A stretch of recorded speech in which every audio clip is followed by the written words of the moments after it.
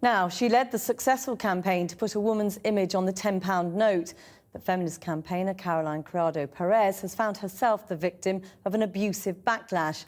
She was targeted by a succession of vicious messages on Twitter, including threats to rape and murder her. The abusive tweets began on Wednesday, soon after it was announced that an image of the author Jane Austen would appear on the newly designed banknote. Ms. Criado-Perez reported them to the police after receiving about 50 abusive tweets an hour for about 12 hours. Now, Twitter has said it's looking at ways to simplify the reporting of abusive tweets.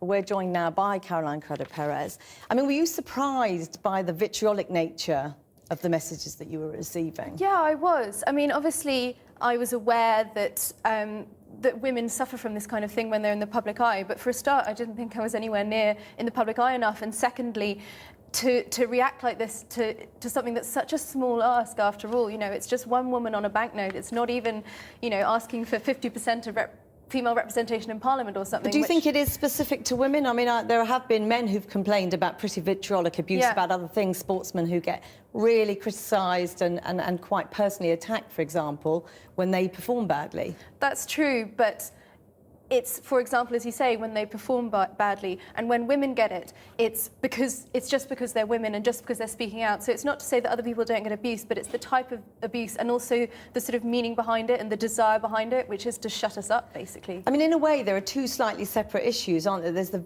really awful, potentially criminal messages that you had, threatening rape, threatening assault, and there's pretty ugly sexism directed towards you and other women. How do you deal with the fact that those are two very, very, perhaps separate issues, or not, perhaps? I don't think they are separate. I think they're both part of the same thing. They're both part of... There's a certain section of society that just really doesn't like and isn't comfortable with women speaking out, women appearing in public.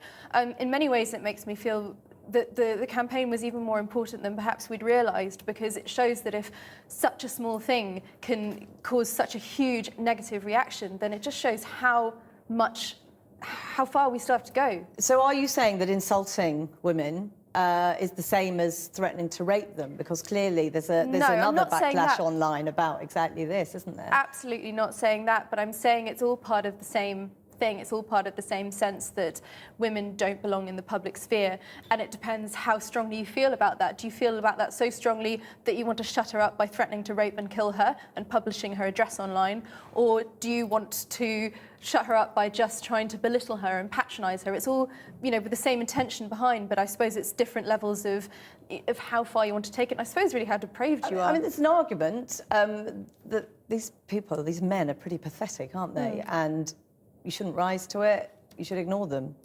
That is what people say. There is the whole adage, don't feed the trolls. But I think we have to be very specific about what we're talking about. We're not talking about trolling here. As you hinted earlier, we are actually talking about criminal activity. It is illegal to make a rape threat. Just very briefly, how do you think it can be solved? I mean, is it Twitter's responsibility? Is it the police? I don't think that either the police or Twitter can solve it overnight. It's a huge cultural shift that's needed. There are so many things that we need to focus on. But certainly the police and Twitter can be doing a lot more to protect women and to make sure that when people do make rape threats, that they get dealt with. Caroline, thanks very much for joining us this evening.